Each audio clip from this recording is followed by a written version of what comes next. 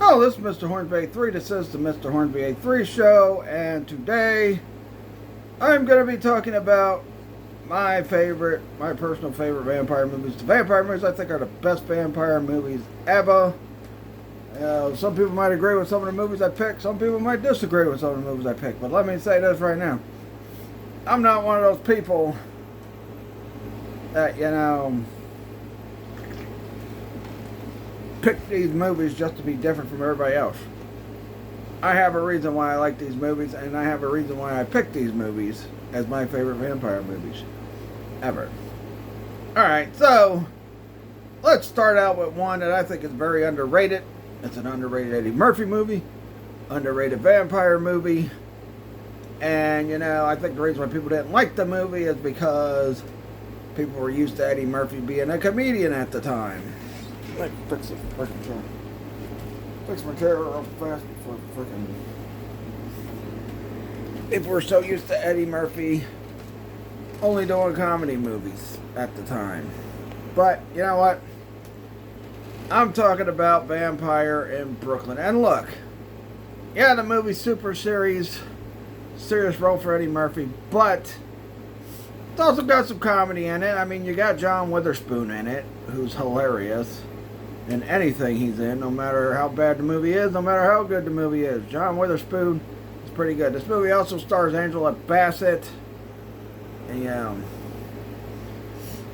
now, the one gripe I got about this movie and why it's the last one on my list is because it kind of is similar to a Dracula movie. Because, similar to a Dracula movie because, Eddie Murphy's playing a vampire. He finds a lady that's a reincarnation of his wife. Kind of like Dracula. She's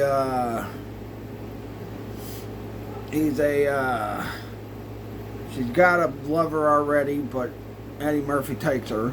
Pretty much. It is Dracula. Only difference is Angela Bassett's character is not married to the character that's in love with her, which I think is played by Common. I could be wrong. It could be another actor. I do know who the actor is. I just don't know what his name is. But, yeah. Vampire in Brooklyn is not a bad movie. And like I said, it does have some comedy in it. I mean, it's got John Witherspoon, who's hilarious. Always hilarious, man. Dude's funny as hell. And he's one of the things about the Friday movies that make them even more funnier. But yeah. Vampire in Brooklyn. Last on my favorite vampire movies. It is an underrated Eddie Murphy movie, and if you haven't seen it before, go check it out. I know a lot of critics probably ripped it up when it came out. But, right, mainly because of the reasons that it's pretty much, a Dracula movie. It just stars Eddie Murphy. And they're in Brooklyn and not London or whatever. Next up on the list is, I know one is going to be controversial. I know a lot of people's going to put dislikes probably on the video because of it. But Badoro of Blood. Tales from the Crypt, Badoro of Blood. I really like this movie. I don't have no problem with Dennis Miller. I don't have no problem with all the other actors in the movie.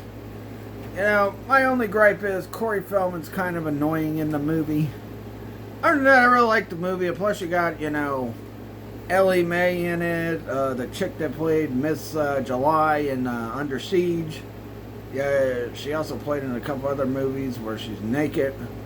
Unfortunately, in this movie, we don't get to see her naked, but we see a bunch of other female vampires naked. And unlike another movie I'm going to talk about later in the freaking movie, they actually stay looking like their human self when they're naked. They just have fangs in that. Not like another vampire movie I'm going to talk about later. But yeah. I think Badoro of Blood, and honestly it's my favorite out of the Tales from the Crypt movies. Demon Knight, yeah, it's okay. I like it. It's alright. But I like Badoro of Blood better. And like I said, Dennis Miller don't bother me half as much as it bothered a lot of other people when this movie came out. And you know what? It was the second theatrical release for Tales from the Crypt movies. And if I'm not mistaken, and now everybody praises it now, but I could have swore people bashed Demon Knight as well when that came out. So, Badora of Blood, go give it another watch. It's a pretty good movie. And you know what? I thought Dennis Miller was just fine in the movie. Just a shame we didn't get to see Ellie Mae naked in this one. Shame. Sad. Next up is one that also probably got bashed when it first came out, but now it's kind of a cult classic. And it's the only, I repeat, only Luke Perry movie I like. Because I don't like Luke Perry. Now, I like his son Jack Perry because he's a wrestler. Now, don't get me wrong, and I like the whole Raven thing that freaking Jack Perry was doing before he disappeared from TV again. So, I don't know when Jack Perry's coming back, if Jack Perry's coming back or whatnot, but yeah. And that is Buffy the Vampire Slayer. I don't give a damn about the TV show. I'm not a big fan of Sarah Michelle Gellar. I could care less about it. She's hot as hell, but she's freaking annoying as an actor to me. I mean, actress. She's annoying as an actress to me, so I'm not big on Sarah Michelle Gellar. Not to mention, she was a part of Scooby-Doo, which ruined... She was part of Scooby-Doo movies that ruined the frickin' Scooby-Doo franchise. Yeah, man. You know, like I said, she's hot as hell, but I hate her movies. I mean, seriously. That's one of the reasons why I hate I Know What You Did Last Summer. That's one of the reasons why I like... I think Cruel Intentions, I remember. I think I've seen a little bit of that. And she's a major bitch in that movie. But, yeah, man. I just, you know... I love the movie, though. The movie is really good. It's got some pretty good actors in it. It's got that one guy that's done a lot of good horror movies over the years. And honestly, had that guy still been alive, I think he would have been a perfect Mr. Sinister. Or if they would have made an X-Men movie in the 90s, I think that guy would have played a perfect Mr. Sinister. But can't think of his name, but you know, the guy that played the head vampire in the movie. I thought the movie was good. The chick who played Buffy was hot. And I actually liked Luke Perry in this movie because before I saw this movie, I, like a lot of other boys, had to sit through Beverly Hills 90210, and Luke Perry as Dylan was the heartthrob for the girls. My sister Jessica was a big fan of Luke Perry's Dylan, and in the Beverly Hills 90210 show. She had a crush. I think my nephew Dylan is named after that character from that freaking show, because my sister loved that show. I hated the damn show. I hated it. I love Saved by the Bell, but I could not stand Beverly Hills 90210, and I know they brought Kelly in to the show later on in the seasons, but Jesus Christ, not even she could save that damn show. I hate Beverly Hills 90210. Besides the point. You know, I was in the Peter Griffin category of thinking Luke Perry was gay, but you know what? He had Jack Perry. Can't be gay, and I can't disrespect Luke Perry no more because I'm a fan of Jack Perry in AEW. Although he ain't been on AEW TV for like, what, almost a freaking year since he lost the TNT title. And like I said, I did like the Raven-inspired stuff that he was doing before he freaking disappeared from TV. Maybe he's going and putting some muscle on because he needs to put some muscle on. I think if he put some muscle on and got a little bigger, I think, you know, Jack Perry could be a big-time star in AEW. Because I don't think that he's going to go to WWE. I don't know. I don't know what his contract situation is, but he ain't been on TV for over a year. Alright. Next up for favorite vampire movies, and these are two movies that I like. And they are the original Fright Night, which I had never seen up until like recently. I never really watched the movie. But when I did watch it, I did like it. But the original Fright Night, I have not seen Fright Night 2. I think they only made like 2. But I did see the remake that starred Colin Farrell. and David Tennant, which I thought was not a bad movie. I thought it was a pretty good movie. Colin Farrell gets a bad rep because he does a lot of bad remakes, such as Total Recall. And a lot of people bash him as Bullseye and frickin' Daredevil, which I thought he was one of the best parts of the Daredevil movie when he played Bullseye. But yeah, Fright Night, very enjoyable movie. And like I said, when I was younger, I wasn't a fan of it. I watched it recently. I like it a little bit better now. And you know what? Seeing the freaking guy from Chucky, who was the ultimate good guy, be the ultimate bad guy in Fright Night's pretty cool. Colin Farrell, I think, was pretty good in that movie. Let me go back to Vampire in Brooklyn real quick. Also, Eddie Murphy was menacing in that freaking movie. And Angela Bassett, that's when she was still hot. I mean, she's still kind of hot nowadays, but she's not as hot as she used to be when she was younger. But anyway, back to Fright Night, yeah. And I think the main chick in the remake of Fright Night looks a whole lot better than Marcy Darcy from Married with Children. And when I finally watched the movie and I seen she was in the movie, I'm like, what? Marcy Darcy? Al Bundy's arch nemesis is in this movie as the freaking main girl. I'm like, oh my god. All I could see when I'm watching this, I'm like, golly, all I could see was Marcy Darcy and frickin' Al making fun of her frickin' breast. Her being flat-chested. Talking about chicken breast. Oh, man. But yeah, Marcy Darcy. And you know what? Then again, Fright Night is also kind of a Dracula story because, the main chick, she looks like the reincarnation of, the head vampire's love interest and blah, blah, blah, blah, blah, blah, blah, blah, blah, blah, blah, blah, blah, blah, blah. And that's why it's not higher up on this list, because it's not a freaking movie. Pretty much a movie that copies and pastes from freaking, from the, Dracula mythos. But both movies are pretty good. I like the 2011 one. I like the original one that came out, I think it was like early 80s. But you know what? Hey. Officer Mike, what a badass he was in frickin' in the frickin' Fright Night movie. And I do like the fact that David Tennant played the vampire hunter this time in the frickin' movie. But, in the 2011 remake, he played it. And this was him just coming off of playing Doctor Who, which is still probably the most popular Doctor Who that has been in this new run. Him and Matt Smith. I don't think people care too much about Capaldi. I don't think people care too much about Jodie. And I know people don't care about this freaking new guy that they brought out. So, yeah. Alright, next up, I'm going to break these down from my least favorite to my favorite with this franchise. And that is From Dusk Till Dawn. Now, part 2 is the one I like the least. And you know what? I like Robert Patrick and all, and he's one of the reasons why I watched X-Files toward the end of X-Files run. And that last run of X-Files is because it's like, oh, it's a dude from Terminator 2. Robert Patrick, he also did Copland, all that stuff, and X-Files. But he was the main star of this movie, and you know what? Yeah, it's alright.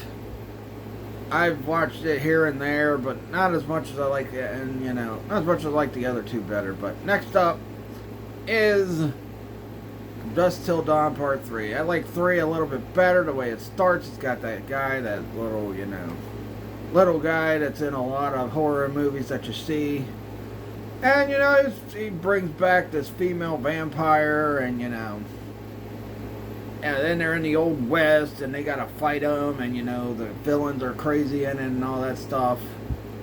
It kind of feels more, 3 kind of feels more like the first one than the 2 did. But, you know what? Of course, my favorite, of course, is Part 1. I love it. I like George Clooney in it, and I'm not a big George Clooney fan. I like Quentin Tarantino in it. I like Juliette Lewis in it. Oh, yeah. Juliette Lewis, man. She's hot. I don't care. That's why I wanted to meet her over Heather Langenkamp if we get to go to this horror hound thing. But, yeah. My son wants to meet frickin' Heather Langenkamp, so we're going to meet Heather Langenkamp, I'm guessing. But anyway.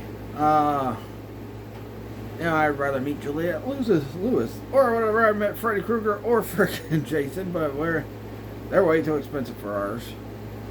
So, plus my wife and daughter are going to Salem at the end of October, or the beginning of October too, so, Anyway, yeah, I think Dusk Till Dawn won best one out there. You got Cheech Marin in it, you got Danny Trejo, that sexy Selma Hayek frickin' dance scene before they all turn into vampires and look like ugly creature demon.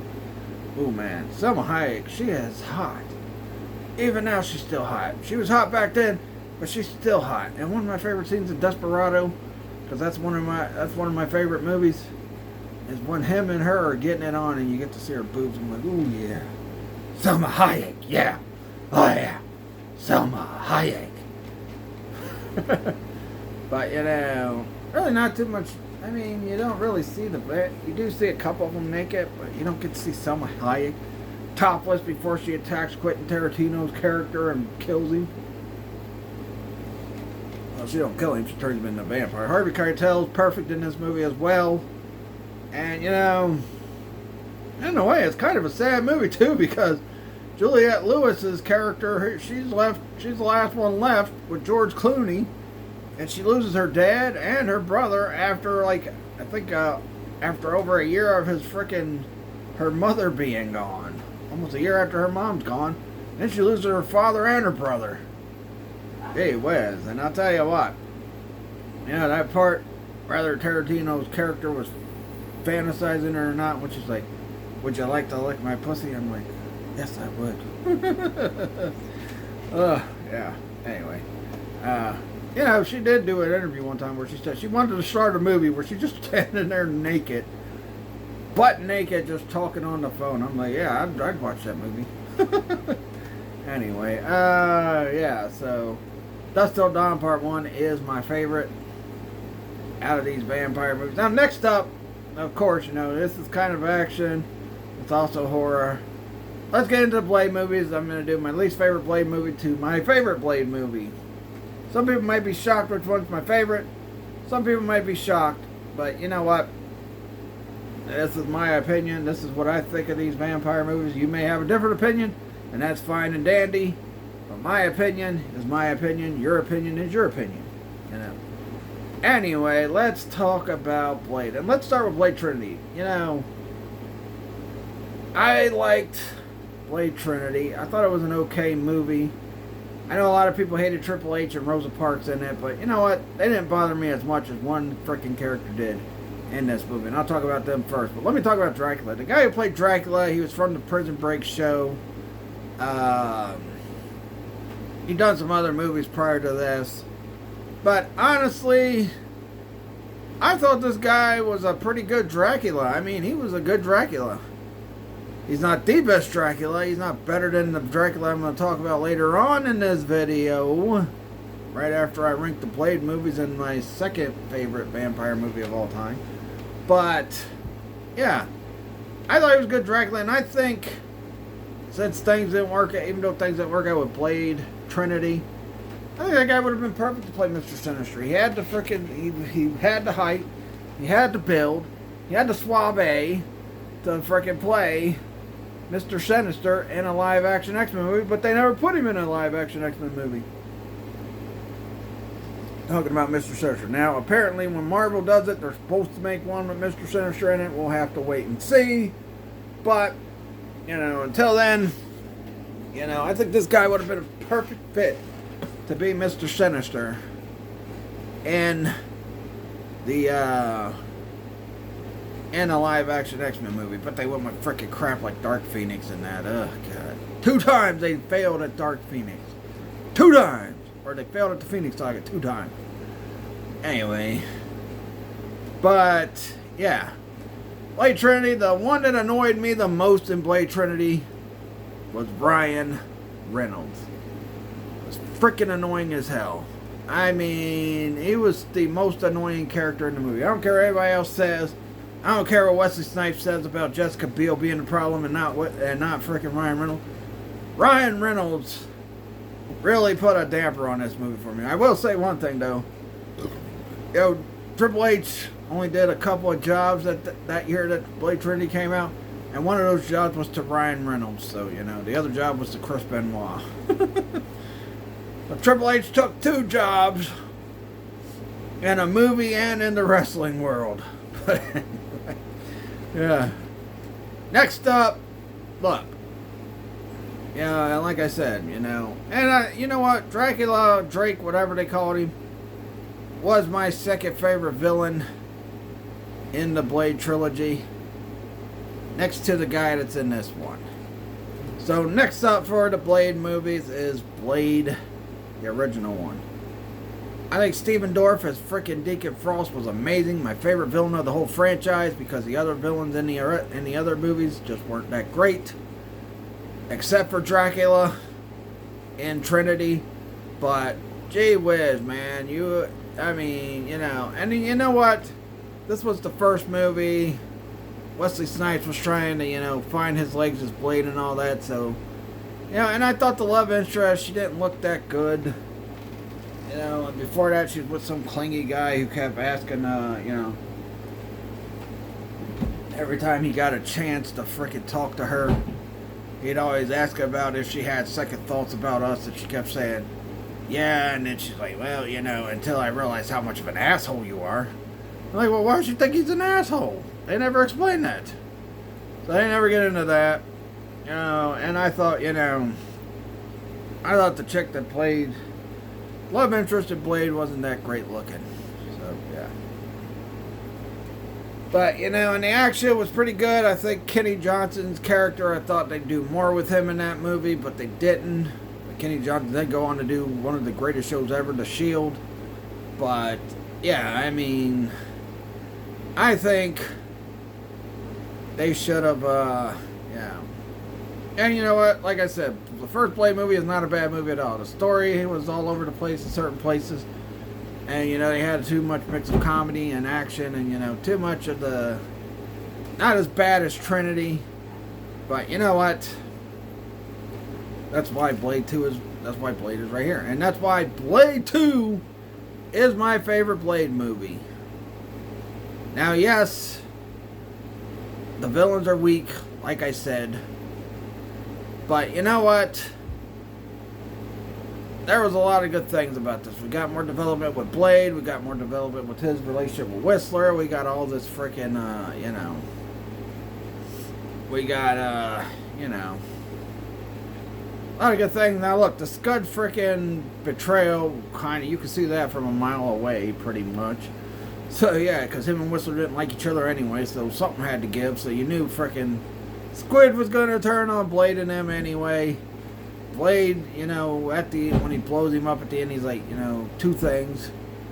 First of all, ever since you got turned, I've been on to you. And second of all, it's not a dud. Boom.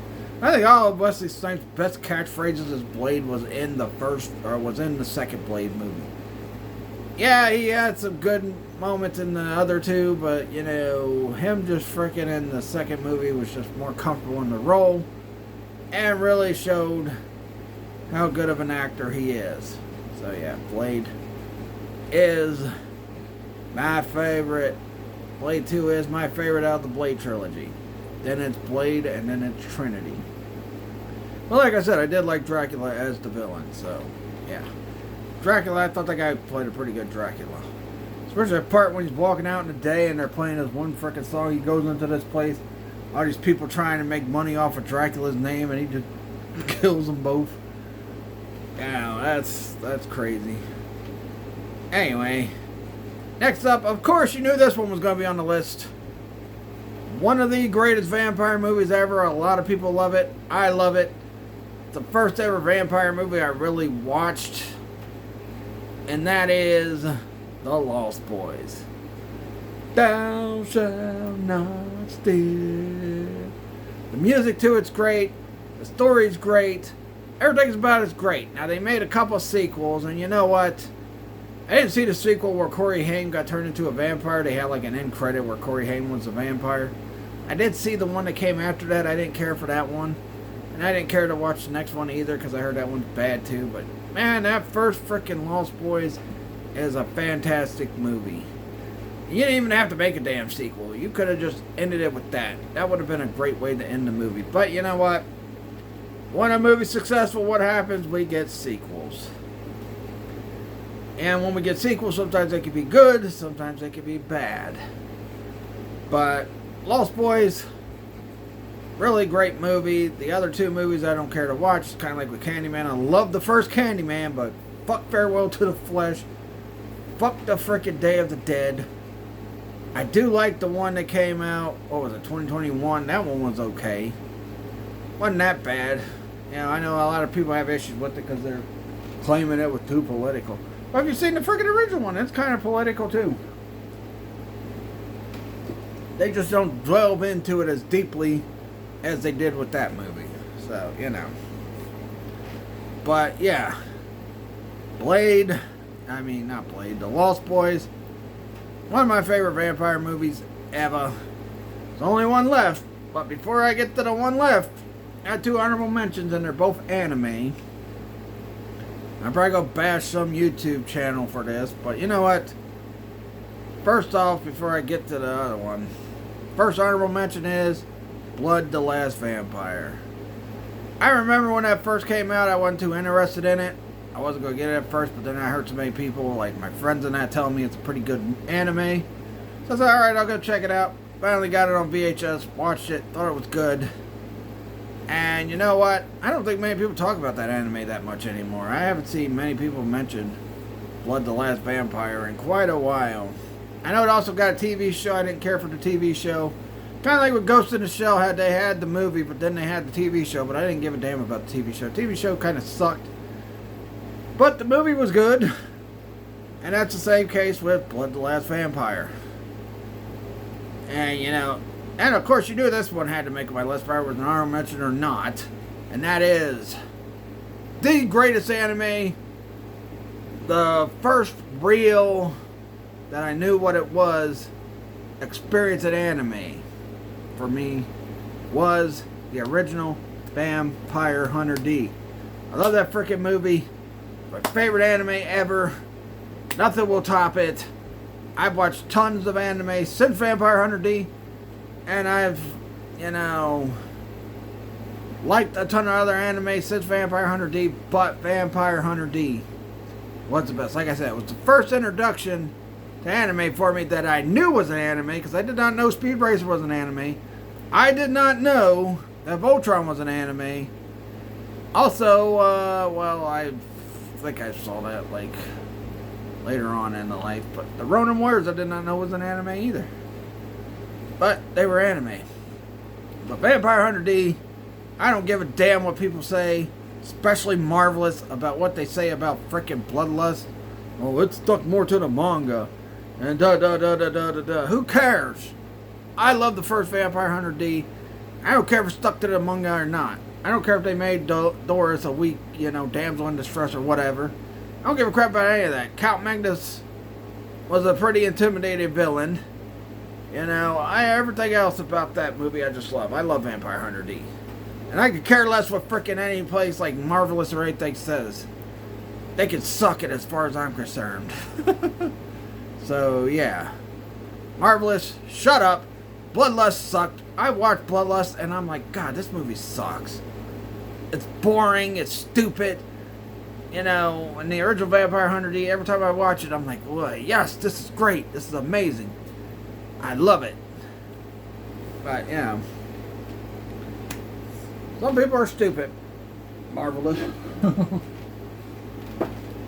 Anyway, stop covering anime if you're not that great, well-versed at anime. No, I'm kidding. Anyway, of course, my number one favorite vampire movie of all time. Now, before I get into it, let me talk about other versions of this movie, other versions of these characters, and why I chose this one as my favorite over the other ones. So yes, I've seen Bela Lugosi's Dracula. It's a good movie. It's good for its time. But it's kind of boring. You know, the music ain't that great. You know, the special effects and all that ain't as great as the movie I'm going to talk about. But yeah, I like that Dracula movie. But you know what? It's got its place in history as a cult classic or whatever. But yeah. Next up, the Christopher Lee Dracula movies. I think he did like one or two. I think he did one. Christopher Lee Dracula movie, I've seen that too. I like that movie a little bit better than the Bela Lugosi one. But honestly, there's just something about it I didn't like. Yeah, there's just something that kept it from being my favorite Dracula movie. I'll say it that way. There was something that kept it from being my favorite Dracula movie. But the Christopher Lee one, pretty good. Then the Dracula that had Donald Pleasence in it, which I think that might have been the Christopher Lee one. Yeah, that one's okay. But it's not as good as the one I'm going to say here in a minute, because there is one more I want to address.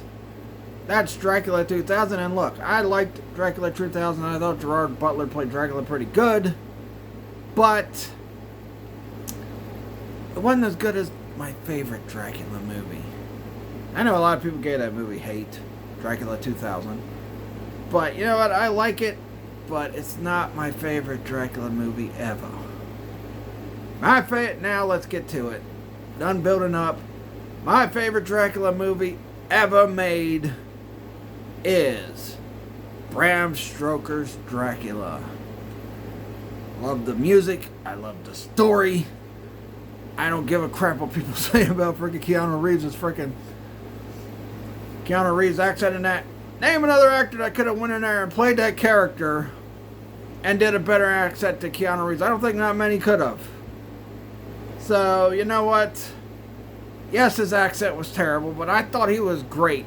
Especially when they go after Dracula at the end and they're about to finish him off, but then they decide not to. They decide to let Mina do it. But, you know, when I see Gary Oldman, I don't see Commissioner Gordon. I see Dracula. Gary Oldman was the best Dracula ever as well. He was, you know, I like Christopher Lee's Dracula. He was good. I like the guy that played him in the Bela Lugosi one. I like Gerard Butler as Dracula. But, oh my God, Gary Oldman was great in this movie. And I'm not a big Gary Oldman fan. There's not many movies of his I like. But I'll tell you what, he was perfect for Dracula. That was perfect casting. I think Winona Ryder as freaking Mina was good. Everything about that movie was just great. It was amazing. And you know, that's the one I seen the most as a kid. I've seen all the other Dracula movies as I've gotten older in that, but I still love Bram Stoker's Dracula. That's the best one. And then the second best would probably, I'd go with the Christopher Lee one. And then I'd go with Gerard Butler's Dracula 2000. But honestly, Bram Stoker's Dracula is the best. And that's my list of favorite vampire movies, from Vampire in Brooklyn to Buffy the Vampire Slayer to Fright Night movies to the Blade movies to the Dusk Till Dawn movies to all that. And you know what? Before Bram Stoker's Dracula came out and after Bram Stoker's Dracula came out, there has not been a near perfect Dracula movie since that movie and before that movie. That's how great that movie was. And like I said, all you people that have a problem with Keanu Reeves' accent and think he was terrible in that role, y'all can suck it. I thought he wasn't that bad in the movie. Yeah, his accent was bad, but you know what? And plus Winona Ryder, boy, she was really hot in that movie. Oof. Especially toward the end, she's got that freaking, after Dracula bites her and she's got that dress where her freaking cleavage is hanging out. I'm like, oh, Winona Ryder. I want to ride with Winona Ryder. After seeing Dracula. But yeah, Dracula, Bram Stoker's Dracula, best movie in the Dracula franchise. We've had Renfield, we had that movie about the boat, we've had Dracula Untold, we've had Dracula 2000 since that, and none of those movies have captured the magic. Only gripe I have about it is Anthony Hopkins as Van Helsing. His freaking... He was a little bit over the top and a little goofy and too much comedic in the movie. But, you know, outside of that, the movie's great. And, you know, when it came to the serious scenes, you know, Anthony Hopkins pulled out the seriousness of the character. Bram Stoker's Dracula. Best vampire movie ever. Best. Best version of Dracula. Best version of vampire movies. Just the best overall. So, yeah.